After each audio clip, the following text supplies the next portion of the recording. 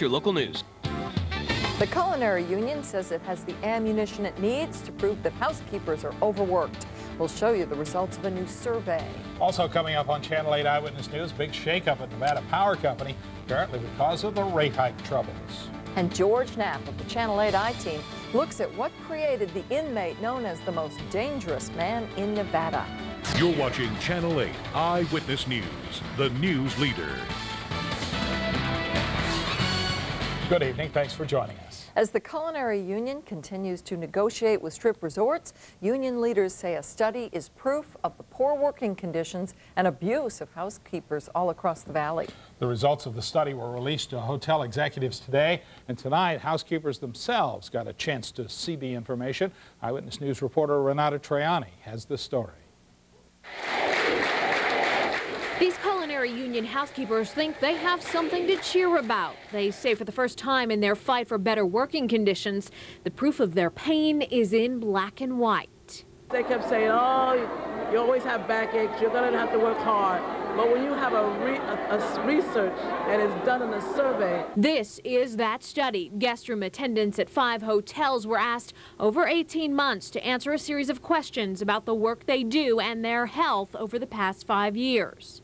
We found that the workload has increased over the last 5 years based on a survey we did with 941 room cleaners. One of the areas looked at was job strain and pressure. Of those surveyed, as many as 90% of housekeepers say they feel constant time pressures because of their heavy workloads. Participants were also asked to wear blood pressure monitors throughout the day. When we have to load the cart, the cart is very heavy. It's too heavy. It's full.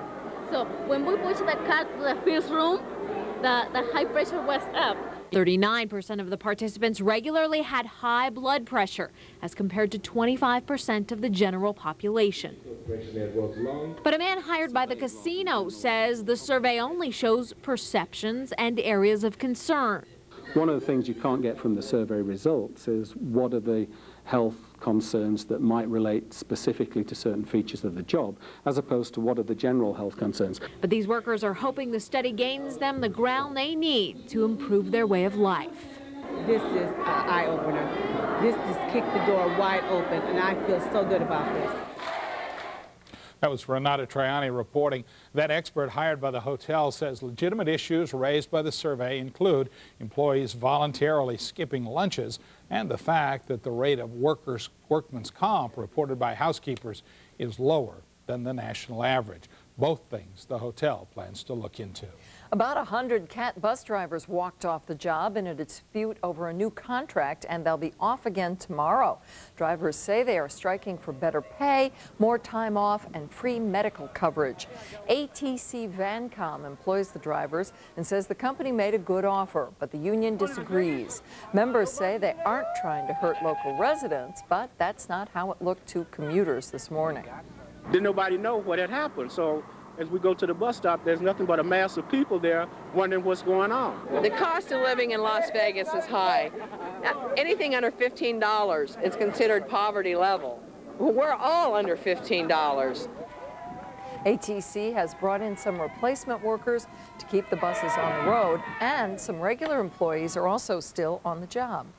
Big shakeup today in the power structure at Nevada Power Company. 4 top executives are out. Insiders say Nevada Power's parent company wants to move in a whole new direction. Channel 8 Eyewitness News reporter Carol Wilkinson joins us now with the story. Carol. Well, Gary and Paula, the departures some say were sudden but not unexpected. And tonight, 4 top Nevada Power executives have either retired or resigned from the company. Decision today from this state's Public Utility Commission is profound. That was in March, and Nevada Power President Mark Ruel was stunned by the PUC decision to cut the utility's rate hike request in half. It starts a course of events that will unfold over time, and I can't tell you where it's going. But less than 2 months later, in a stunning shakeup at the top, Ruel and 3 other Nevada Power executives are out, effective immediately. Also gone is Paul Hagan, who worked as Senior Vice President for Corporate Communications. Steve Oldham, the Energy Supply VP, and Doug Pond, Vice President of Public Policy, have also left the company. In a phone interview, PUC Chairman Don Soderberg said the departure of the 4 executives came as no surprise. I think it's obvious that the board has come to the realization that some things haven't worked very well, and it's cost the company and its shareholders a great deal. But as Nevada Power and its customers prepare for the increasing summer heat, the stock value of its parent company is dropping.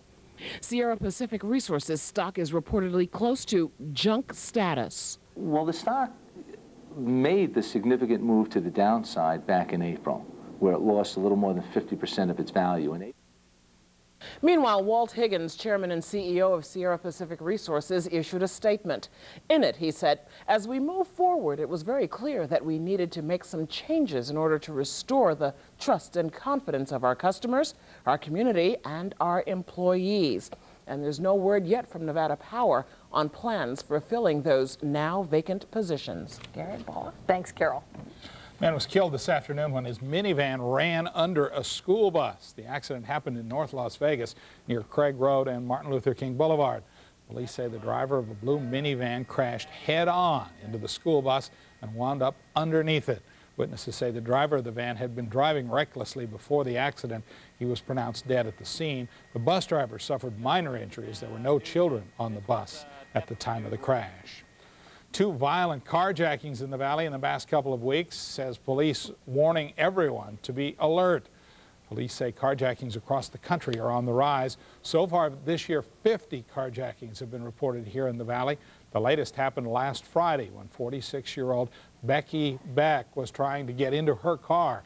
Beck says she almost lost her life in the ordeal. He told me if I didn't give him the ring, he was going to kill me, and not to look at him. So I kept my head turned, and I'm going like this, trying to get my ring off. Well, that's when he shot my leg. And then he put the gun to my heart and pulled the trigger, and it did not fire. Earlier this month, police say 16-year-old Giles Manley went on a crime spree that involved a carjacking. 2 people were killed in that. Police say being aware of your surroundings and using common sense can help you protect yourself. Law enforcement officials and the Bush administration say the U.S. will face more terrorist attacks. FBI Director Robert Mueller says another attack is inevitable, but it's unknown when, how, or where. Authorities, however, are taking precautions. Security has been increased in Orange County, Florida, after a threat to their water parks and facilities. The FBI has also put apartment building managers on alert, following a threat that al-Qaeda may blow up U.S. apartment buildings. The warnings so far have been general, but it's still causing concern across the country and here in Las Vegas. While local officials say there's nothing to indicate Las Vegas is a target, authorities remain on heightened alert. The government estimates there are some 1,000 al-Qaeda sleeper cells, so-called, now living in the U.S. That's one of the reasons why Homeland Security representatives are constantly watching for anything suspicious. When, where, we don't know. And so the best way to be prepared is to have a constant state of vigilance and not necessarily go back to life as usual pre-September 11th. Homeland Security officials say everything is a potential target for a terrorist attack, but especially public places and government symbols. As the government asks everyone to be on alert, the air travel industry and the government are trying to agree on security measures for the nation's airports. Airport executives are gathering in Dallas this week for the first time since September 11th as they examine new security technology. Transportation security officials are pushing the idea of equipping planes with emergency phones that passengers can use in the event of a hijacking. But that idea isn't going over well with some. I think there's a lot of things I'd spend my money on to enhance security before I got to a telephone for the passengers. Later this week, the Bush administration is expected to come out against the idea of allowing pilots to carry guns. Tens of thousands of foreigners are illegally obtaining Social Security numbers by using fake documents. 100,000 Social Security numbers were wrongly issued to non-citizens in the year 2000, according to the Social Security Administration. Documents show some 19 hijackers on September 11th. Some of the 19 hijackers on September 11th had falsely obtained Social Security numbers. In a nationwide crackdown, federal authorities have arrested 367 workers at 16 airports across the country. In February, 29 of those workers were arrested at McCarran Airport for falsely using Social Security cards. Convicted murderer Sandy Murphy wants a new trial based on what her attorney says was prosecutorial misconduct. Murphy's attorney filed a motion in district court. The filing claims the state coached a key witness and then told him to keep quiet about evidence the defense claims could have helped their case.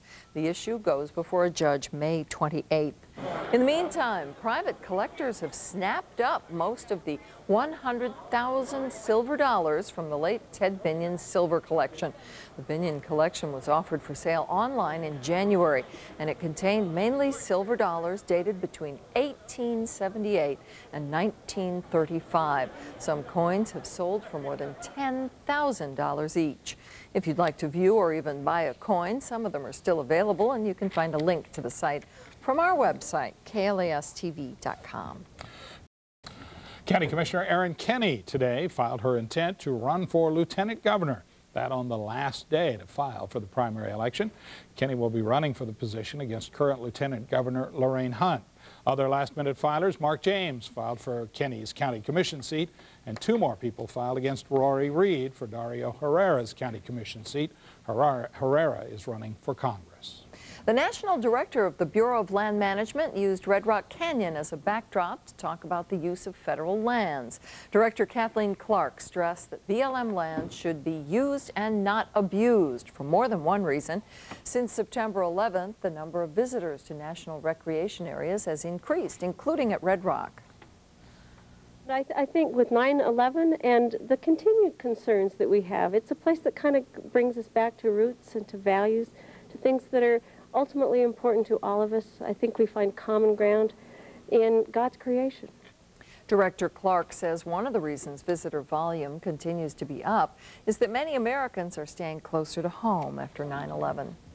Experts say this could be the worst wildfire season in history here in Nevada. The valley's first wildfire happened in March when more than 200 acres burned in the Las Vegas Wash. Dry conditions exist on Mount Charleston from a lack of snowfall, and here in the valley in the lower areas because of a lack of rain. The fire danger out there is so extreme. I don't think that any of us have seen anything like this, perhaps in our careers. I'm on a national firefighting team. I go on call on Friday, and there's a good chance that I'll be packing my bags and hitting the road.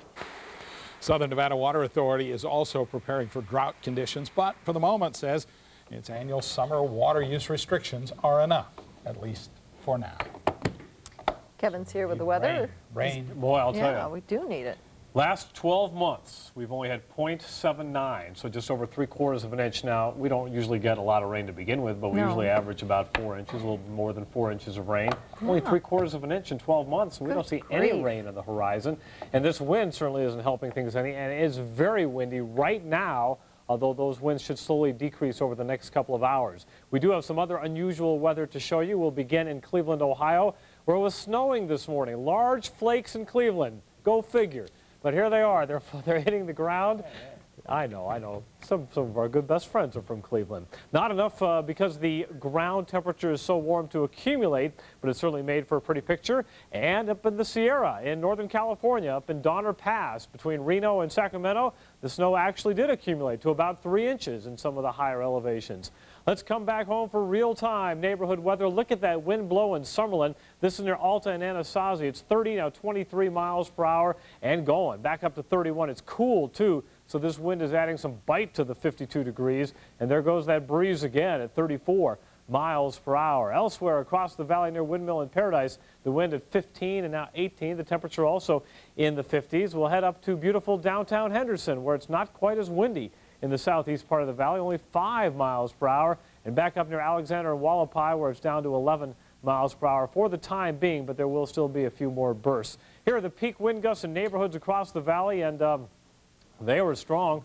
41 miles per hour near Flamingo and Boulder Highway. Down near Pecos and Warm Springs, there was a gust of 52, and 46 near Las Vegas Boulevard and the St. Rose Parkway, and also up near Alta and Anasazi, 48 miles per hour near DI and the Beltway. Outside the Red Rock was over 50, Death Valley hit 50, and up in Pioche, eastern parts of Lincoln County, a gust of wind of 55 miles per hour. Here's what the wind is blowing around. Air that is as mild as 60 degrees near Cary and Hollywood. The rest of the valley in the 50s right now. We haven't been there for a few weeks. And outside the valley, it's 28 on the mountain, 47 at Red Rock.